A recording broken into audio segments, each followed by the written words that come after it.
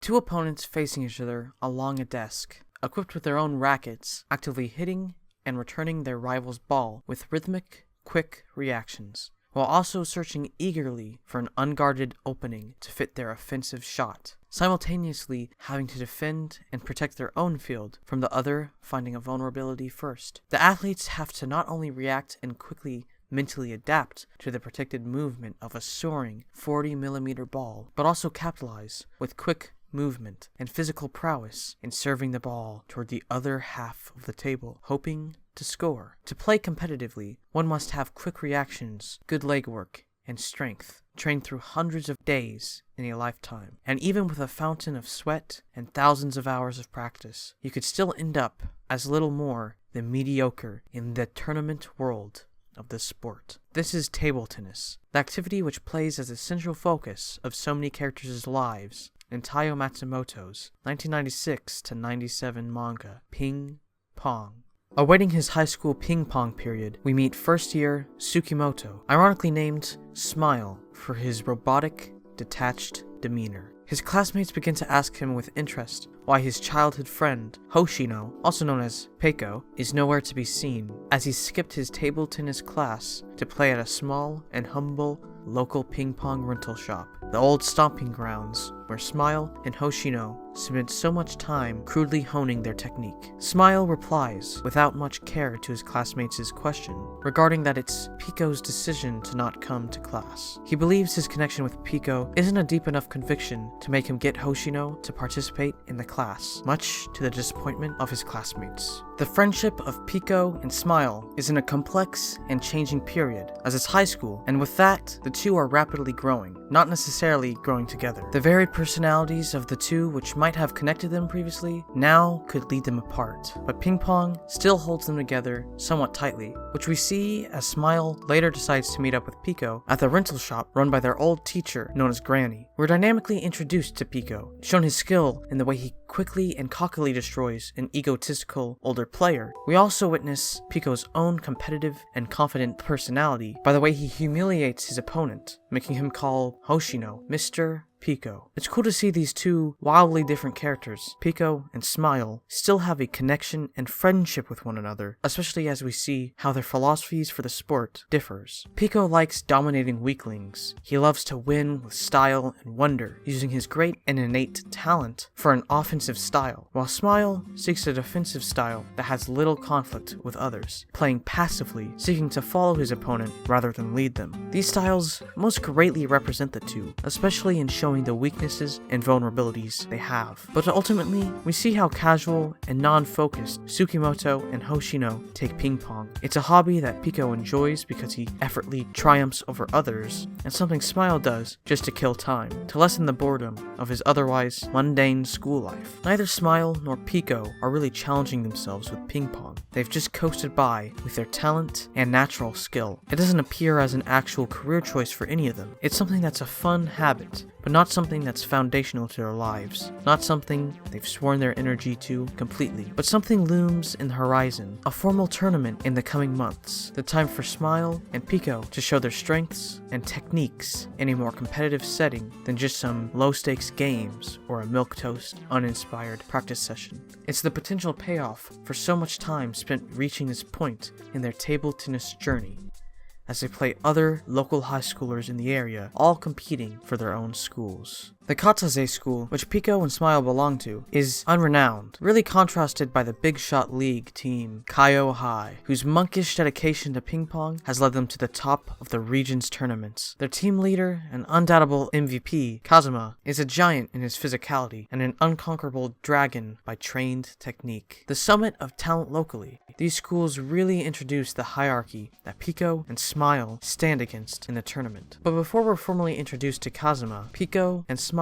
decide to meet a new hotshot who recently arrived in Japan, Wanga, hailing from the foreign country of China, seeking to bring fame to his name and being paid to revive the legacy of a school's dying ping pong team. Peko has to really force Smile out of his comfort zone into finding out firsthand how real this new threat is. On the train ride to Wanga's new school, we see the relationship Hoshino and Tsukimoto share, specifically the difference in personalities. Tsukimoto is introvertedly closed off and less interested in some stranger like Wenga, shown in how Hoshino had to drag Tsukimoto with him. It says a lot about how their friendship works. Peko wants to try his hand at beating a new rising legend. Smile is just going along the ride to fill time the best way you can in the late 90s. It's an exciting chance to break out of their usual table tennis routines. Peko stepping out of his homely ping pong rental shop, and Smile going to another school's gym, both searching for this new challenger they'll face soon in the tourney. As we meet Wenga, we're shown his dissatisfaction with those in this Japanese high school newly surrounding him. Their talent and technique is so fundamentally below Wenga that he feels like practicing with them would only rust the machine of talent he's built. He's only left with the real desire of playing someone great before the tournament. However, as Smile and Peko just missed Wenga's exit from the gym, they decide to play ping pong and wait for his return, where, for the first time, we get to see how Peko and Smile play ping pong together. Peko's courageous and greedy offensive style inevitably beating Smile's passive defensive play, where he doesn't seek to win or even create much conflict. As Wenga returns, after hearing the sound of Hoshino and Tsukimoto's play, he's not impressed by Peko's game. He's much more intrigued by the great potential seen in Smile. He believes Smile is limiting his own self for some reason. And with Peko accepting a skirmish with Wenga, we see just how powerful the Chinese player really is. How far Peko's honed skill is from this much more finessed and proficient beast, as Peko loses without even once scoring past Wenga's defense. This is seemingly the first time Peko has lost in ping pong, especially this badly, and then we see how this pride he's built, as he believed he was the only child prodigy in the whole world, is his own weakness. Smile attempts to help his friend out when he sees how shattered he is. But before the two friends can leave, Wenga asks Tsukimoto to play him, as he was the true and unique gem of a player Wenga saw. But Tsukimoto didn't come here to play Wenga, he came here to help out his friend, so Smile leaves. Also because Tsukimoto was sure of himself, who couldn't even hold its own against Peko's style, only having the potential of losing. This encounter establishes one of the core themes and motifs of ping pong, the truth that there will always be someone better than you. The question is how we deal with this fact. Through the narrative, we see how Peko and Smile deal with it. Peko lost terribly due to his pride, and Smile doesn't take the chance to risk it.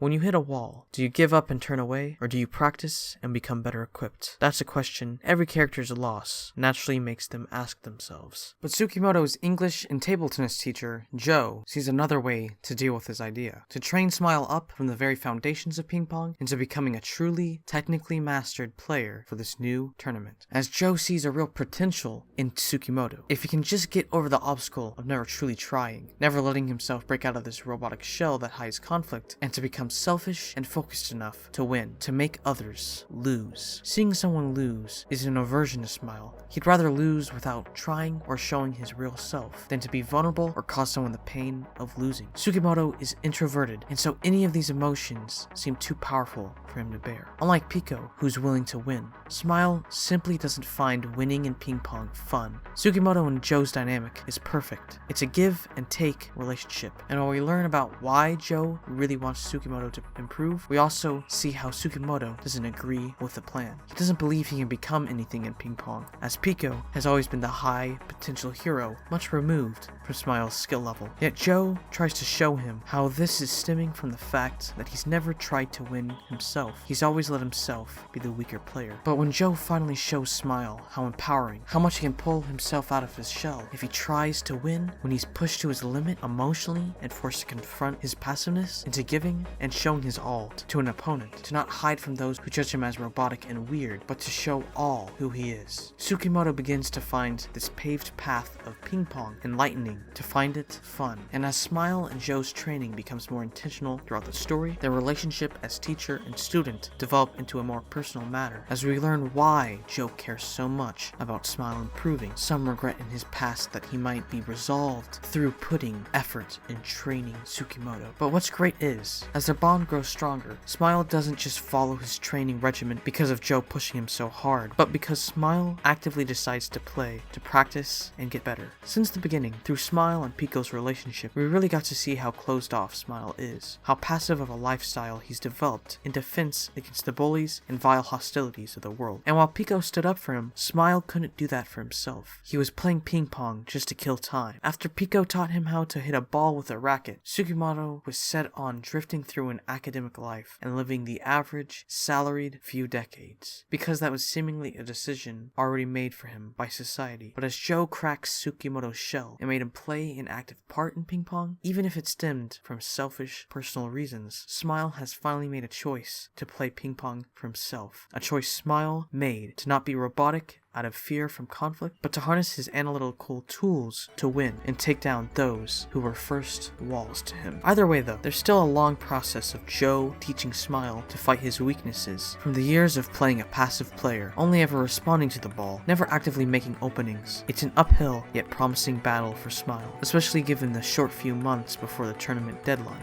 And it's great to see him slowly change in this transitional period, seeing how the training regimen between Joe and Sugimoto grows into a more time-involved endeavor. Smile shows so much promise that even Kazuma from Kaio travels to Katase's high school club to see him and discuss Smile's prospects with Joe, showing respect and reverence for Sugimoto. Although, when asked by Joe whether Kazuma sees a threat in Smile in the tournament, he only answers that there's no % chance that Smile can beat him. He is still too unpolished, only chipping away at the skill gap between him and Kazuma's legendary technique. Potential without honement or wisdom won't make you a strong ping pong player. Training against Smile's own weak spots he's developed fundamentally for years sadly takes more than what a few months can do. But training isn't the only way to improve in ping pong. Playing against real opponents who are stronger and more developed than you, who will continuously go for your weak points, is a crucial way to grow past your vulnerabilities, and especially the limitations that Smile has placed on himself. The first tournament section of the story is so good because it puts Hoshino and Sugimoto to the test. They're shown changed from the beginning of the story, but has the training they've went through allowed them to get real results in the matches? However, meeting with the harsh reality of their current abilities, the kids inevitably flunk the tournament. Although, with the help of Joe's training, Smile starts to show more promise and potential, contrasted especially with how fast Peko is knocked out because of his own unaddressed weaknesses. Peko's forced to face defeat once again, and to someone who he so easily underestimated, someone who previously showed no match to him back in the rental establishment. His pride, which has carried him as the past child prodigy, has now shattered in the reality of a time of growth for every past and present player in the area who've developed and evolved in ways Peko never thought to. He was complacent to strength, where these tournament victors conquered their strength. For Peko, hitting this wall, facing his weaknesses and losing, is particularly hard as he's alone. Now that Sugimoto is improving by himself, with the help of Joe, Peko doesn't have much support. Peko's won so much all this time by himself, but now, when he's lost alone, twice, it's disheartening. We see him drift away from ping pong after the tournament. Where Sugimoto saw the tournament as a great stepping stone, even if he lost, Hoshino sees it as his talents just not being enough anymore, leading him to give up. And it's really sad to see him stumble this way. We start seeing a real sense of emptiness in him as he's given up the Peko name and the ping pong game, now spending all his free time residing in an arcade and letting his body slowly lose its shape. He searches for something to replace ping pong, something he can be good at, something that allows him to escape his mundane life, to function as ping pong used to. It's depressing to see how talent can be wasted in idle hands, how Peko ran away from his weaknesses rather than following the path of addressing them. He's just afraid of losing. These two transformations, Peko's steady decline and Sugimoto's continuing rise in renown, parallel each other so greatly, especially in the changing friendship between the two. As the two paths these friends walk aren't seeming to intersect, Sugimoto really has a drive and passion now for ping pong. He practices so heavily and fluently that Joe becomes his personal trainer, to the dismay of some of the other ping pong club members, with the whole tone of the club shifting as Sugimoto plays matches with stronger and stronger opponents. opponents. Tsukimoto finally starts getting some glory and becoming a more whole player when working on his passive weakness, allowing him to effectively lead opponents into their own vulnerabilities. Smile now seeks to win, but Peko's journey isn't over. After he sees how far his friend got without him, and seeing Smile genuinely enjoying ping pong for himself for the first time, Hoshino becomes eager to start ping pong once again, and to grow from his recent past losses at the tournament. Though, due to Hoshino's long break and disregard for his personal health, he now must train from the beginning and get back in shape to repair the damage, before he can even begin playing ping pong. He becomes a student once again, under the granny who first taught him and Smile the basics of table tennis. She doesn't let Hoshino train easily like he did in the past. She really forces him to suffer through seemingly boring running exercises and the basics that Peko had long since abandoned. But what's great is that Peko still has a love and energy for ping pong, even in the most basic, uninteresting state. He sees the real potential and future he can have if he just trudges the path that Tsukimoto did with Joe. He sees the light of his past self that he hasn't had for so long, since the tournament's ending. Peko really grinds his techniques back up to where they were before, and even starts growing stronger than his previous self, learning to use both sides of the paddle and learning more techniques he never bothered to originally. Now, his style is still the same, always standing close to the table and making quick offensive movements, but he has more tools to deal with the defensive styles that trumped him when he first encountered Wenga and Demon from KO High. Peko has finally trained and inched forward to his true potential that his talent can promise him. And as the end of the story draws near, so does the annual tournament, circling back to the beginning of the journey. By this time, Peko and Smile are playing ping pong with more dedication, with more motivation to win, and with more willingness to improve. Life is changing for Peko and Smile. But through ping pong, they've been able to find something that can stay with them, a sport that they can spend their time on and improve at. And ultimately, ping pong continues to play a big role in their friendship once again, as they both see just how much of a transformation they've both had in the sport.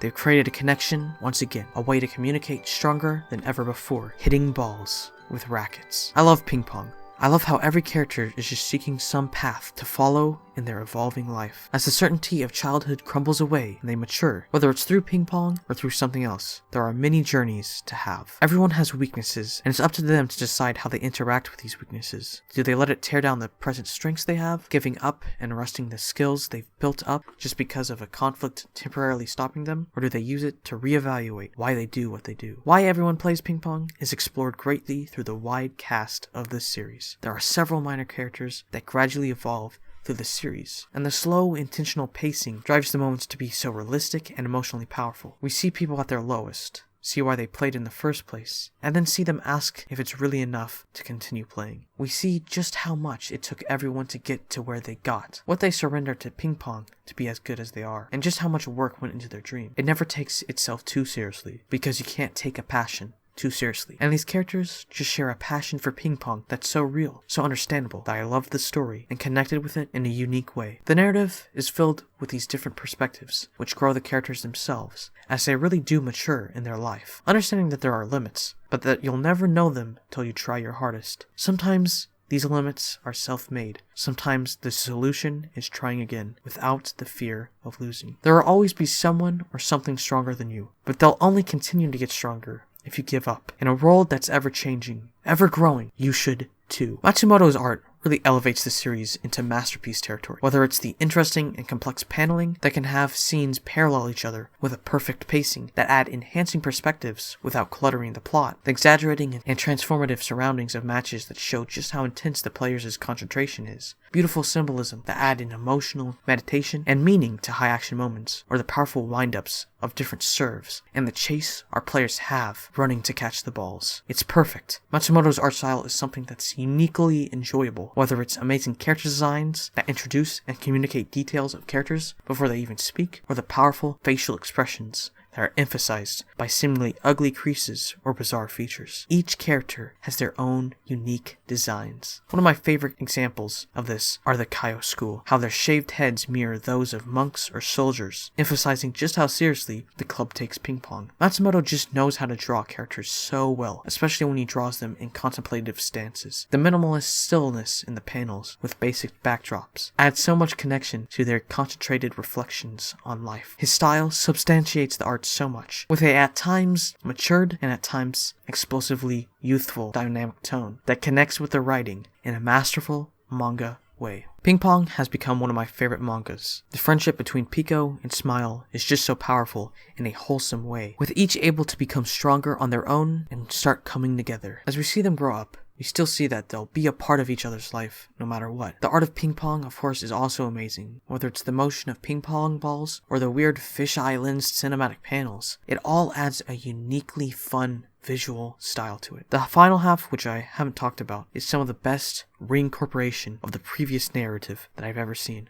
Whether it being how it develops on the themes, showing how the characters have evolved, or just the amazing evolution of the stakes and the plot. When we're shown how fast everyone's life is changing, seeing the characters have the willpower to stick to ping pong is so strong. I love this series. It's another 10 out of 10 for Matsumoto. If you like this video, please subscribe, please like, please comment, please just read this manga, okay?